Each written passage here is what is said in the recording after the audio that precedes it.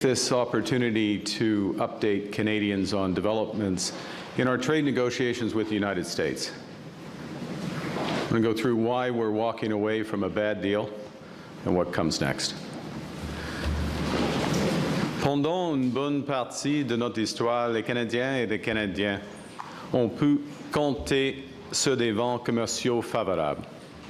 Une relation stable avec les États-Unis, un accès de plus en plus ouvert au marché américain et des règles que les deux pays comprenaient et respectaient. Ces vents n'ont pas simplement changé de direction, le climat a aussi changé. We can't control the storm that blows in from Washington. We can, however, chart a new course by building Canada strong at home and diversifying our trading relationships abroad. Nous sommes maîtres chez nous et le partenaire par excellence à l'étranger. For over a year, Canada has worked intensively and in good faith with the United States to negotiate a new comprehensive trade deal. We've been pragmatic, patient, and persistent. We pursued every opportunity to reach an agreement that protects Canadian workers and their families, that strengthens our economy, and that respects Canadian sovereignty. We've been under no illusions. We recognized from the start that America has changed. Early last year in this room, I observed that the decades-long process of steadily increasing integration between our economies was over. Our government understood before many that America would transform all of its commercial relationships, that it would put a series of tariffs on its closest allies and use economic integration as a weapon. We recognize that sometimes its signature was written in pencil. We worked in that context to try to strike a fair deal on which Canadian businesses and workers could rely. Our goal has always been to get the best deal for Canadians, never a deal at any price or on any time frame. Last month, when the United States announced another round of unjustified tariffs, I gave our negotiating team a new mandate to seek a fair deal negotiated in good faith. Because I believe that people on the ground, on both sides of our border, want this relationship to work. The bonds between Canadians and Americans are long, and they remain strong. A mutually beneficial trade agreement is possible, one that respects our sovereignty, one that builds on our complementary strengths, one that lowers costs for families on both sides of the border, one that creates good jobs for our workers. Canada has always worked towards these goals, even while America's attention and dedication to them have wavered. We've consistently proposed long-term partnerships, while America has often pursued short-term transactions. The gap between partnership and competitor, unfortunately, has remained too wide in recent days. So last evening, I instructed our negotiators to return to Ottawa. We cannot accept what they've offered, and we will not give what they've asked. Over the past year, the U.S. has imposed a series of tariffs that violate its commitment under our agreement with them in Mexico, so-called CUSMA. The United States has continually changed the rationale for these actions, from fentanyl to taxes on U.S. tech giants, to certification of U.S. aircraft, to the sharing of tolls of a bridge that Canada built and paid for, to our dairy policy, to provincial decisions not to sell American alcohol during the trade war, to a television advertisement that quoted Ronald Reagan, to smoke from wildfires while they threatened our communities. Another prominent justification for U.S. tariffs has been their claim that since the United States runs, quote, a trade deficit with Canada, we were ripping them off. Also a quote. But the U.S.'s narrow merchandise trade deficit only exists because the U.S. buys so much of its energy from Canada. Canada fuels American growth, supplying 99% of their natural gas imports, 85% of their electricity imports, 60% of their crude oil imports. I don't think they want us to stop sending any of that energy. And if you look more broadly at the comprehensive U.S.-Canada trade balance, which includes the many services from finance to entertainment that we buy from the United States, that shows a persistent American trade surplus. Most fundamentally, trade is about building mutual strength, creating a relationship that benefits both countries. For example, Canada is the largest customer for U.S. cars. In fact, we buy more American-built cars and trucks than the United Kingdom, Japan, and China combined. It's the same for American steel products. Canada is also the largest customer for 26 U.S. states and a top 3 customer for 45 U.S. states. Last year, Americans sold almost $600 billion in goods and services to Canadians. That's more than $1.6 billion every single day. On the other hand, Canadian exports to the United States lower costs for American families. In contrast, tariffs are taxes. Taxes which are ultimately paid by U.S. consumers. While the United States has imposed a seemingly endless stream of tariffs and threatened more, Canada has, by contrast, taken several steps in good faith to try to find compromise and secure a comprehensive deal in the best interests of both Canadians and Americans. Nos négociateurs ont cherché à non seulement réduire les droits de douane, mais aussi à rétablir un degré de certitude et de stabilité grâce à un nouvel accord global sur lequel les entreprises et les travailleurs canadiens peuvent compter.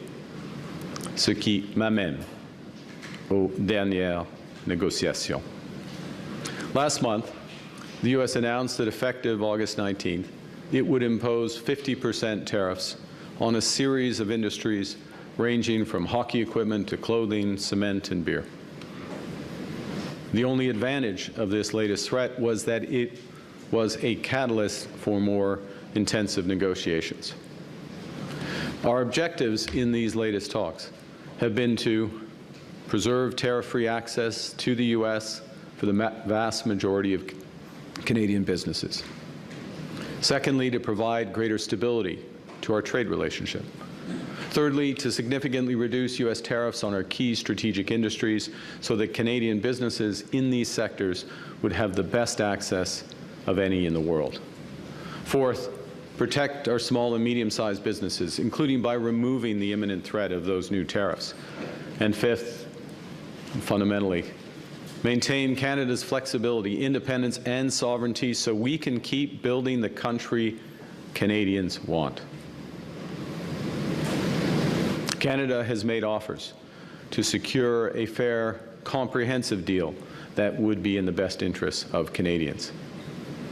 We were willing to drop our remaining retaliatory tariffs on strategic sectors, particularly steel, aluminum, and autos, if the United States substantially lowered theirs to levels that made it economic for Canadian companies to export to the United States.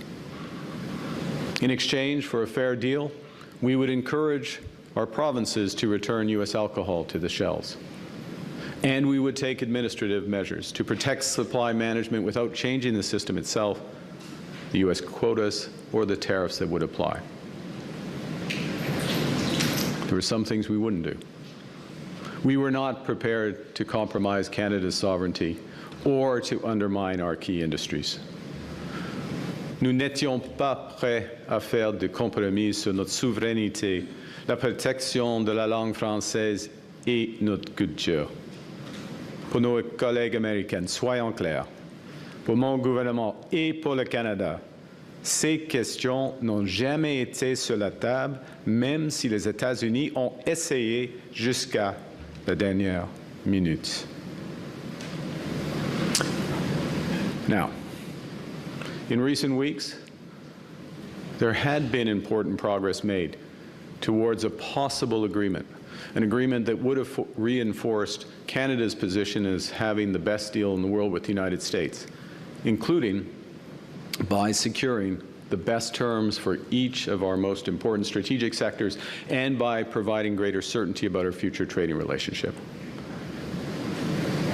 And while we believed earlier this week that we were moving towards a mutually beneficial agreement, in recent days the United States proposed new terms that were uneconomic, unfair, and undermined the net benefits for Canada and called into question the reliability of any deal. In short, they asked too much and they offered too little. More fundamentally, the cumulative effect of U.S. demands revealed the limits of their commitment to a true economic partnership. As I said earlier, as a result, last evening I suspended trade negotiations with the United States and directed our negotiators to return to Ottawa. I want to thank Minister LeBlanc and our chief negotiator, Janice Charette, their team. They've worked hard, in good faith, right up to the last minute to defend the interests of Canadians. Now, Canada will match Washington's new tariffs dollar for dollar in order to protect Canadian workers, farmers, families, and businesses. Our response will be concentrated in sectors such as steel, dairy, appliances, agricultural equipment, pulp and paper, and electronics. We'll also include products that are currently subject to unjustified Section 232 and 338 tariffs. This is a focused response to protect and defend our industries and allow them to compete with U.S. products in the Canadian market. In the coming days, we'll release details of these new tariff measures which will come into force the Tuesday after Labor Day. Let me be clear. We take this step reluctantly. Reluctantly because we recognize that some of these measures will raise costs and reduce choice for Canadians. Reluctantly because we recognize that some U.S. companies and some U.S. states are innocent bystanders in a dispute that they did not want. Reluctantly because this trade dispute is preventing Canada and America from doing so much good that we could do together. But at the same time, we take this step confident that it is in the best interest of Canada, and that by rejecting a bad deal, by standing up for Canada, by focusing on what we can control, we will build Canada strong for all. Building at home and diversifying trade abroad is not our plan B. It has been our plan A from the start. Canada will continue to pursue this path to build Canada strong because it's right and because it's working. We're moving rapidly to build major infrastructure. We've already referred 27 nation-building initiatives to the new Major Projects Office, new ports, mines, energy corridors from every region of the country that now represent $500 billion in new private investment. Projects that will help Canada build bigger, move faster, and trade more with the world. Grâce à Maison Canada, nous accélérons la construction de logements abordables. En quelques mois à peine, cette nouvelle agence s'est engagée à construire près de 17 000 logements dans le cadre de 17 partenariats. Nous bâtissons les infrastructures locales sur lesquelles les Canadiens et les Canadiennes comptent au quotidien grâce au nouveau fonds pour bâtir des collectivités fortes qui représente un investissement de 51 milliards de dollars. Plus de 100 projets ont déjà été annoncés partout au pays, entre autres de nouveaux hôpitaux, de nouveaux centres communautaires et de nouvelles lignes de transport en commun. Dans le cadre d'entente avec le Yukon, les territoires du Nord-Ouest, le Nunavut, l'Ontario et le Québec. Nous allons aussi doubler la capacité de notre réseau électrique d'ici 2050 afin que les Canadiennes et les Canadiens et accès à une énergie abordable et durable pour les générations à venir.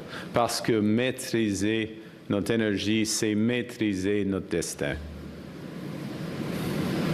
Just last Monday in St. John's, the governments of Canada, Quebec, Newfoundland, and Labrador launched the single largest investment in Canada's history to build the largest clean energy project in North America ever.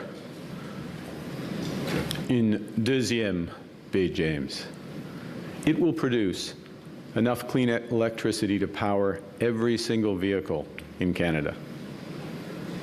We're building our economy while taking charge of our security by investing $500 billion into our defense, expanding our shipyards, growing our aerospace industry, increasing our cyber capabilities. And we're realizing Canada's full potential as an energy superpower in nuclear, LNG, renewables, and low-carbon oil and gas. These are the initiatives that are the future of our country. Canada is now the best connected economy in the world. Over the last year, we have signed more than 20 trade and security deals across 5 continents. We completed our most recent deal with the United Arab Emirates in a record 47 days. Canadian businesses now enjoy tariff-free access to 1.5 billion consumers. Over the next 6 months, we'll double that number through new trade deals from ASEAN to India.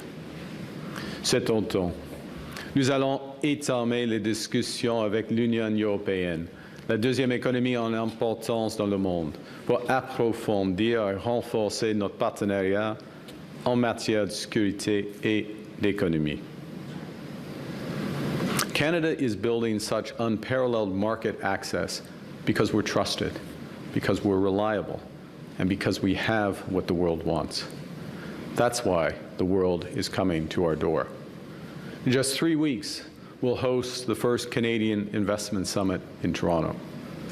The summit is attracting the world's largest investors who collectively manage over $100 trillion in assets. When they get here, they'll find a Canadian economy that has never been more connected or more ambitious.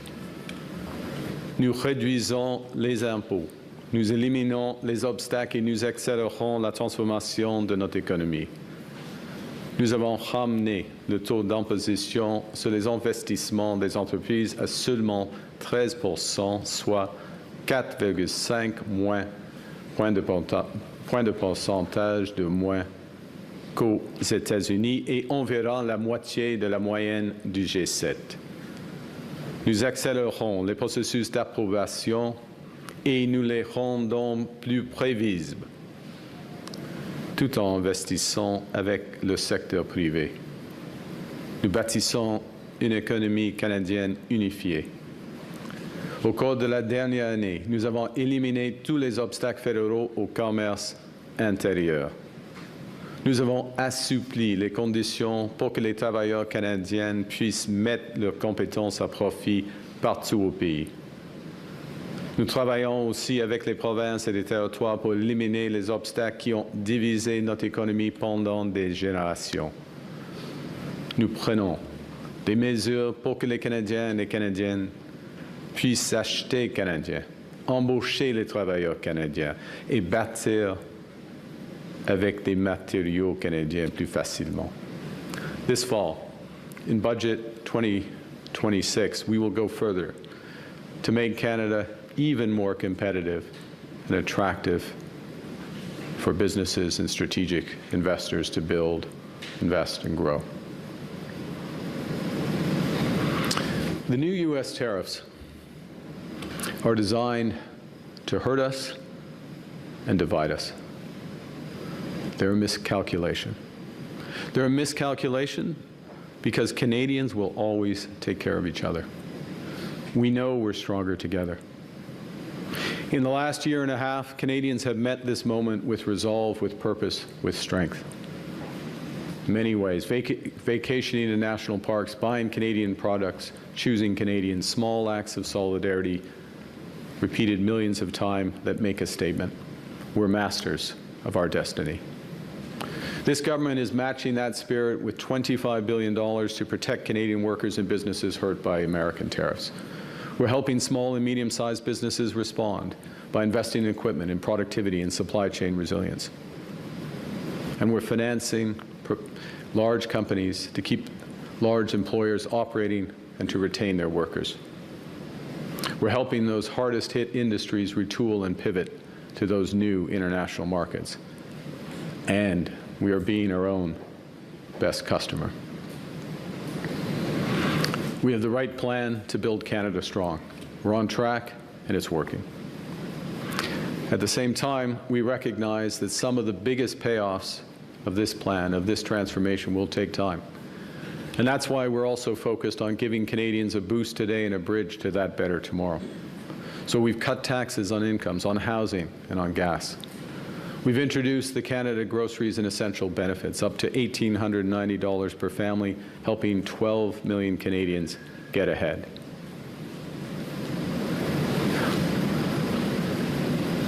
We're stronger now than when the United States started this trade war. More unified, more determined, more ambitious. With the strongest fiscal position in the G7 and a resilient economy, Canada has all the resources we need to pivot and to prosper. Growth is accelerating. We're projected to have the second fastest rate in the G7 this year and next. We are creating jobs in this economy at 4 times the rate of the United States. Our non-U.S. exports are up sharply. They're on track to double over the next decade. Foreign direct investment in Canada is at its highest level in 2 decades. It's running at twice the rate of our nearest G7 competitor. Canada now ranks as the most attractive country in the world for infrastructure investment. Last spring, I warned that America is trying to break us so they can own us. We are already giving ourselves more than they can take away, and we are just getting started. As we observed earlier this week in St. John's, Canadians don't submit to the weather, we thrive in it. We don't wait to see which way the wind's blowing or surrender ourselves to the waves to be storm-tossed by events. We set our own course. We make our own weather. Au Canada, nous sommes maîtres chez nous de l'océan à l'autre. Building Canada strong for all. Thank you very much, and I look forward to your questions. Thank you, Prime Minister. Merci, Monsieur le Premier ministre. Maintenant, nous allons passer aux questions. We'll go to questions. First question, Mackenzie. Hello, Prime Minister. Mackenzie Gray with Global News. I'm hoping you can tell us what the specific last-minute changes that the Americans proposed that made a deal in Tenenbaum. Thank you for the question. Look, I would say 2 things. One is there are some specifics, and I'll give you some examples, but it was also a cumulative aspect, as I mentioned in my remarks, about the willingness dans l'ensemble in total to enter into a true economic partnership. But in terms of specifics, I'll give you 3, and I know there's other questions. First, with respect to the auto industry, both in terms of the level of the tariffs, the treatment of Canadian content, so Canadian parts, Canadian steel, Canadian content in vehicles, the scope of the tariffs. The Americans wanted to limit it to autos only, not include medium and heavy autos and light trucks, to be more specific, not include medium and heavy-duty trucks, which is a big change, obviously. And with respect to Ford's new plant, for example, in Oakville, which is F-350s, 450s, 550s, they would have been excluded. GM Silverado, same thing, would have been excluded from that. No rationale, just for exclusion. So effectively moving into a series of terms that would made the production more uneconomic over time. Okay, so that's a change. That restriction, that clarification, that precision was a change. The U.S. introduced in the last hours, efforts to restrict our ability to have other trade deals. You heard me say a moment ago what we've accomplished in the last year, 20 new deals, economic and security partnerships, the prospect of doubling our market access because we believe in free trade, were the partner of choice in many respects for countries around the world, and the Americans wanted to restrict that. They had language that they wanted to restrict. Unacceptable. And I'll give you a third, et peut-être on peut discuter plus en français. Continual efforts, always resisted, as I said in my remarks, and always will be resisted, efforts to restrict our protections of our language, our culture, and in effect, our sovereignty. So elements coming in, ramping up, any of them individually, but collectively put us in a position where what had been on a trajectory, absent those elements, for a fair deal, a good deal for Canadians, not perfect, but a good deal, a deal we would not accept. Follow-up. Question suivie. Was Howard Lutnick's involvement in the last days an impediment to getting a deal? It's a question for the U.S. administration. Ultimately, I'm responsible for the decisions of the Canadian government. We take it as a cabinet, but I certainly bear those responsibilities, and so the head of the U.S. administration, the president, bears responsibility for the decisions they take. But I will say this, which is that the Canadian team, unified, the individuals you see here, their team members, our ambassador in Washington, my chief of staff, unified, talking together, the clerk of the Privy Council, everyone in the loop, everyone knows what our objectives are, collective decision making. As I say, ultimately, I and the cabinet bear responsibility for those decisions, but unity. You cannot say that about the United States administration. And as a consequence, last point, and I'll go to your colleagues, because I think this is important. In these last few days, we were drilling down on specific issues that might have been papered over, the differences in the administration, if there were indeed differences. Ultimately, there's a decision maker at the top. And in drilling down on those, a number of those issues that I just referenced became very clear, and there was not a deal that we would sign. Thank you. Next question. Prochaine question. Bonjour, Andrea Bonjour. Blazer, Radio-Canada. Vous parlez de compromis sur notre souveraineté, la langue française, la culture, les industries clés. Quelles concessions précises vous n'étiez pas prêt à faire là-dessus? Par exemple, il y a des suggestions de changer la découvrabilité, en effet, ça c'est le mot, oui, les découvrabilités en ligne de médias français, par exemple, culture canadienne. C'est une des exemples. Les subventions, le soutien pour notre culture, notre culture et la langue française, et même les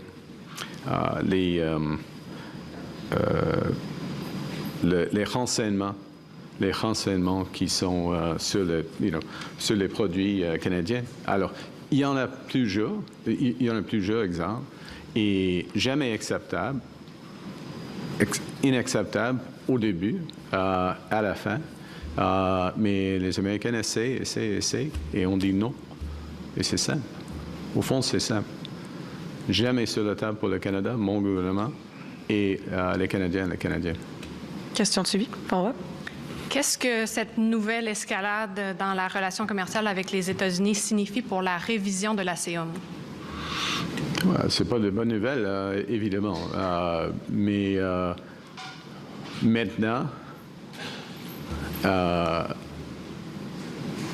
c'est plus clair le bout de ligne des Américaines dans quelques secteurs et les limites que leurs intérêts dans l'intégration canado-américaine.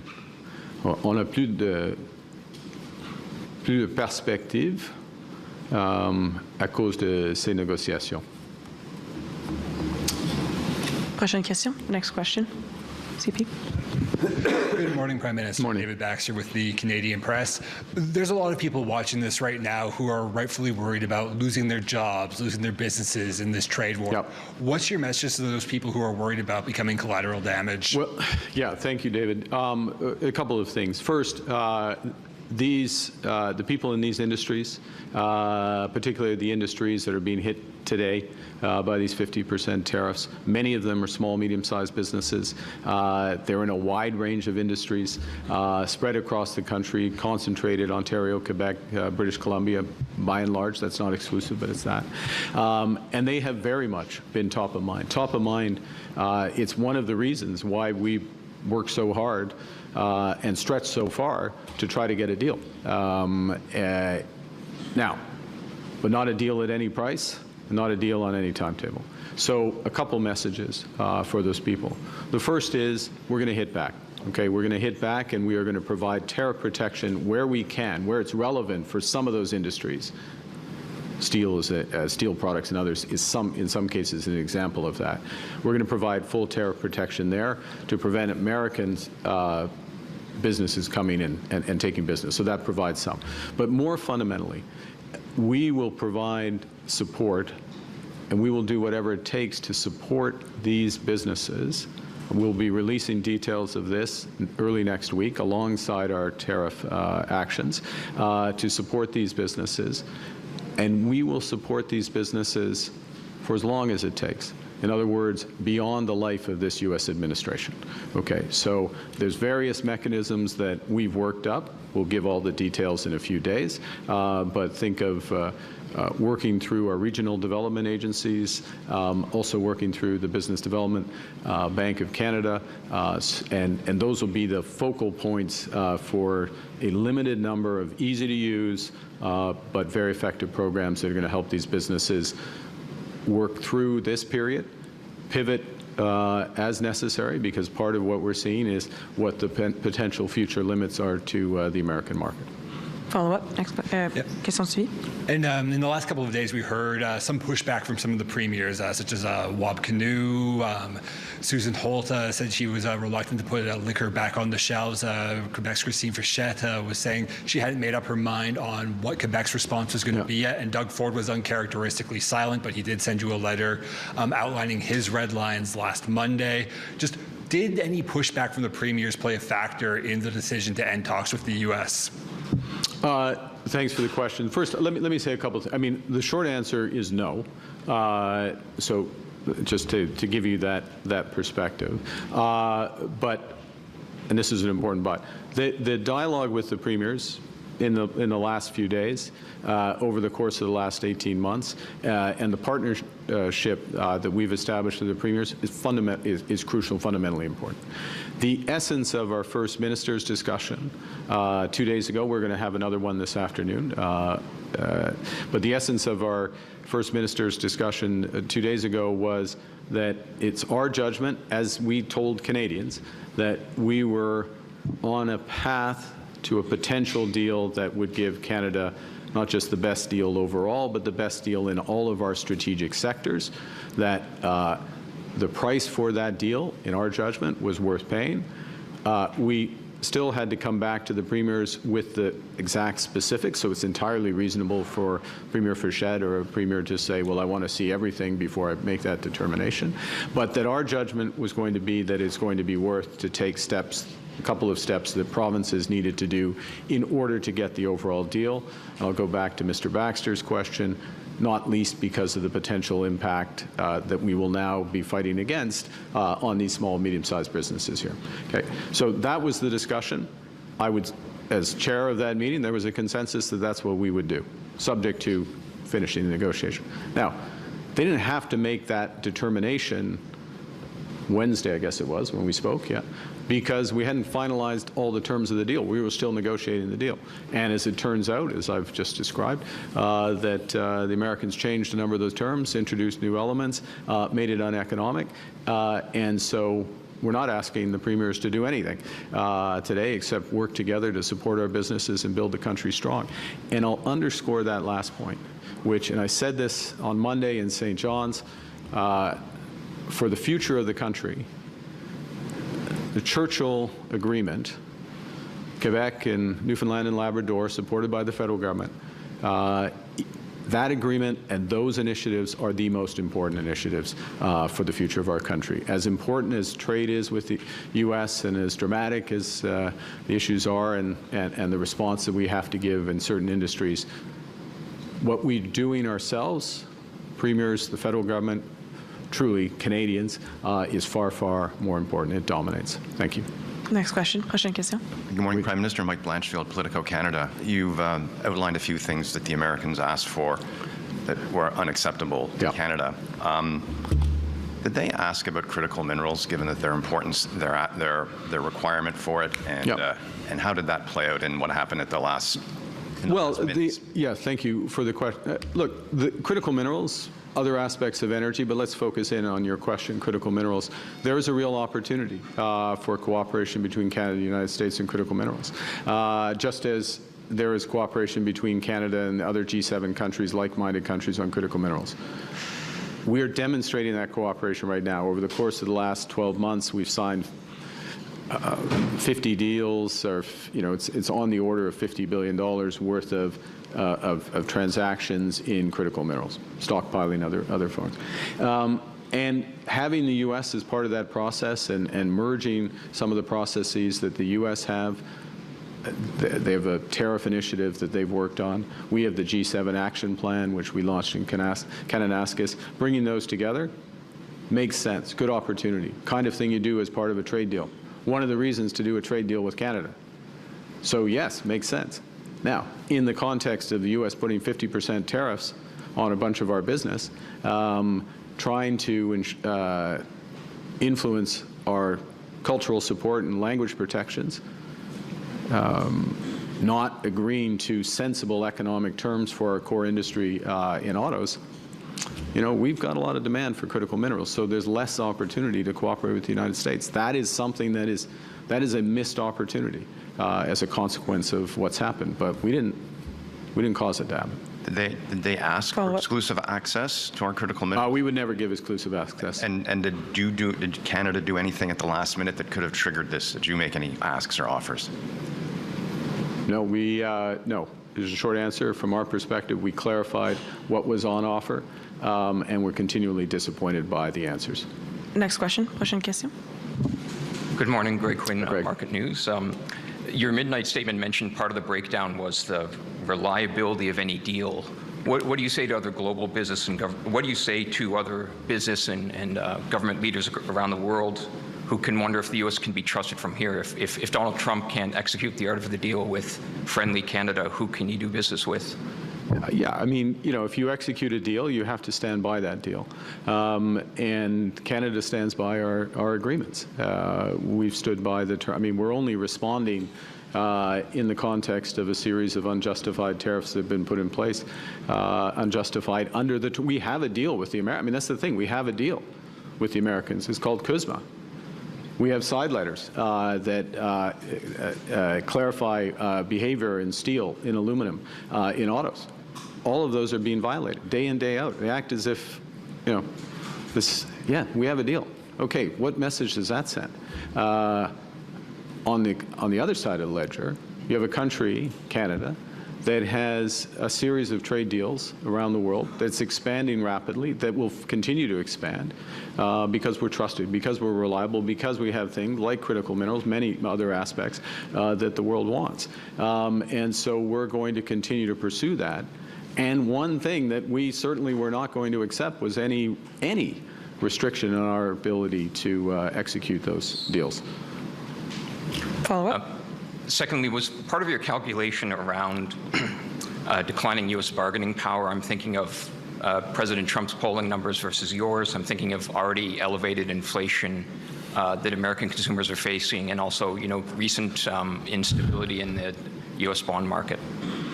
Well, let me say a couple things.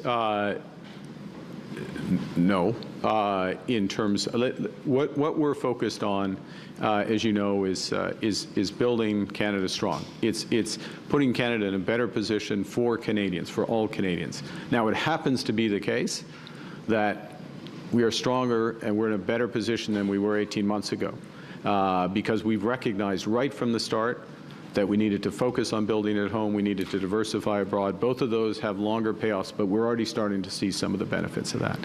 We recognized, and credit to the Minister of Finance, we recognized right from the start that we need to continue to maintain the strongest fiscal position in the G7 so that our borrowing, and we will borrow, but borrowing for investment, not for operating expenses, and that shift in borrowing there.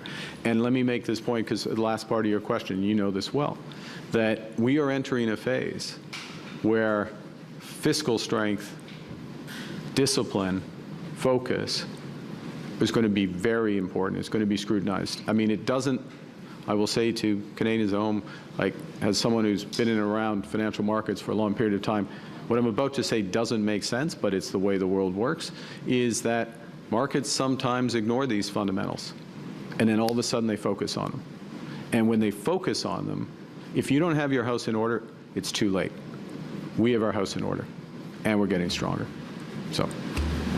Next question. Hi, Prime Minister. Tom Parry with CBC. Can you talk more about what of steel, for example, through third countries, et cetera, then it makes sense to align and I would say that, again, within a comprehensive deal, we'd be prepared to do that. But that's us deciding to do something that is in our joint interests, as opposed to being told to do something or being restricted from doing something else. Now, the second point is there are a series of steel and aluminum related.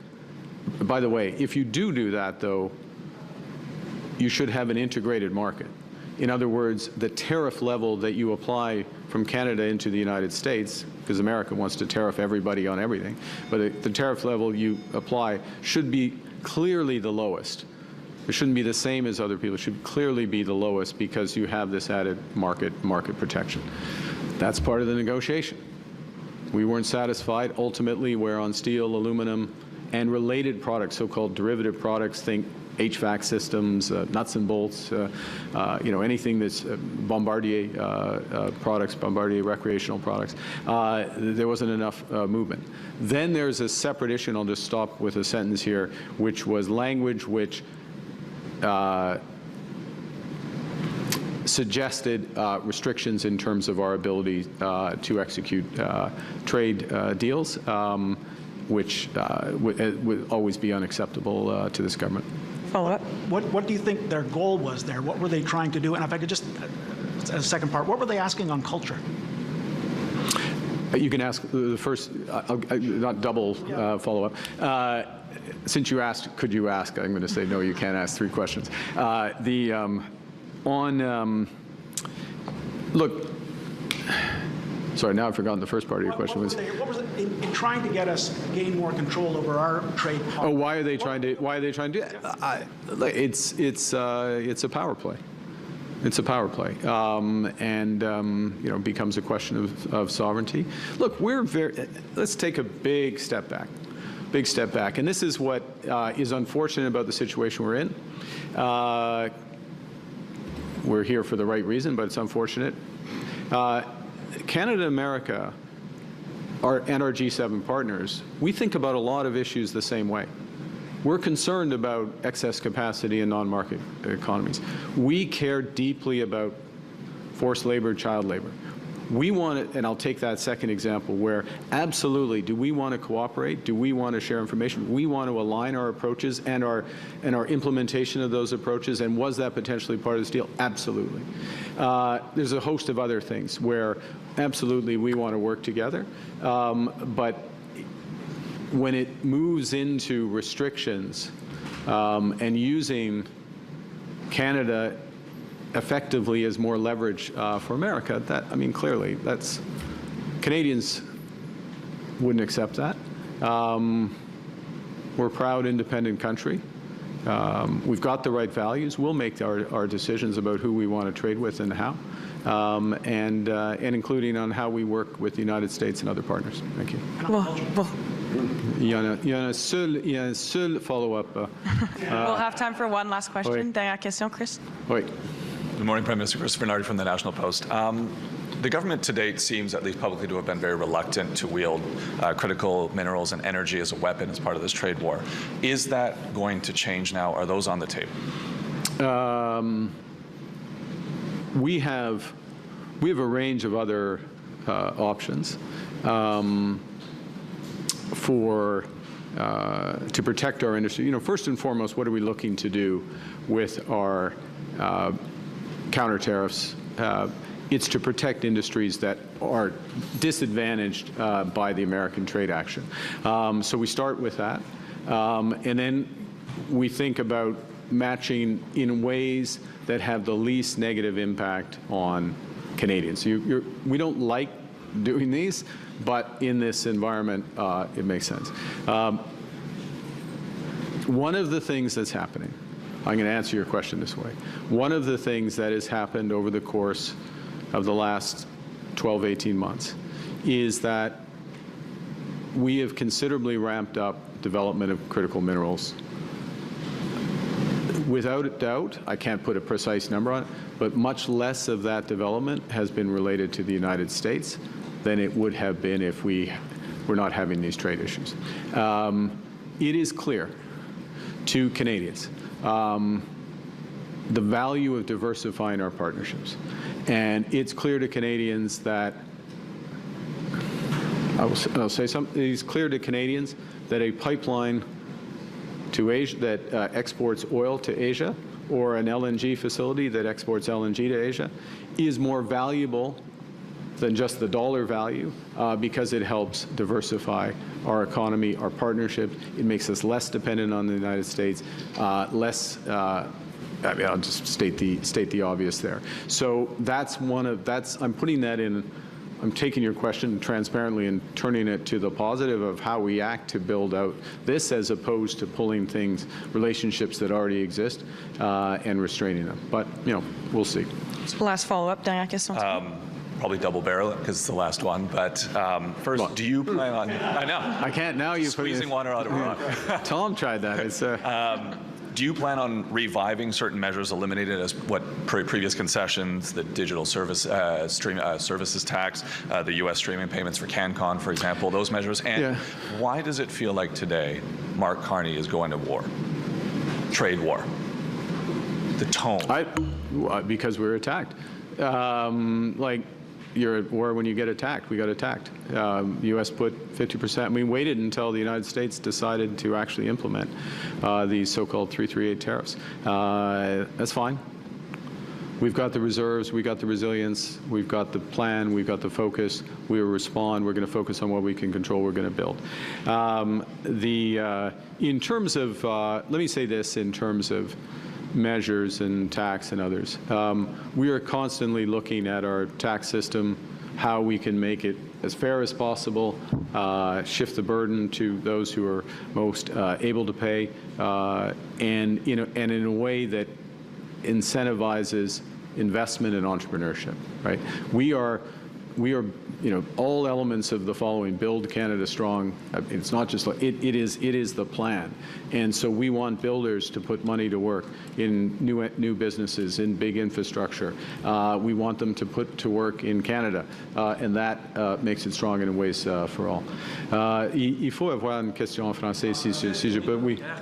En français, si je peux vous demander de répéter, est-ce que nous sommes maintenant en guerre commerciale totale? Ce qui est évident, il y a une nouvelle attaque des Américains sur le Canada. Alors, il y a une attaque, on attaque dans une guerre. C'est pas bonne chose de tout. Ce n'est pas notre choix. Nous étions là. Nous étions prêts d'avoir un accord global, équitable pour les deux pays. Nous étions prêts d'avoir. Il semblait que nous soyons prêts d'avoir un accord global et équitable avec les Américains. Mais ils ont changé, y compris les menaces contre la langue française et la culture québécoise, la culture canadienne. Ce n'est pas acceptable, jamais acceptable. À cause de ça, c'est la fin de cette étape de négociation. Mais aujourd'hui, où va nous mener cette escalade? Boris, pour le devoir, où va nous mener cette escalade de tarifs d'une part, tarifs de l'autre part, crise économique, Voilà une réplique du côté américain qui va nous amener à des difficultés économiques au Canada. Vous êtes prêt à ça? Oui, le Canada oui, nous sommes prêts. On va faire tout ce qu'il faut pour protéger nos travailleurs, nos entreprises. Nous avons la résilience, nous avons une grande marge de manœuvre budgétaire, nous avons des partenaires à travers le monde. On va augmenter nos partenariats à travers le monde avec l'Inde, l'ASEAN, tous les autres, beaucoup d'autres pays. Oui, le Canada est fort et le Canada est prêt. Le Canada est uni et au travail. Merci beaucoup. Thank you. Thank you. This puts an end to our press conference. C'est ce qui met fin à notre conférence de presse. Merci.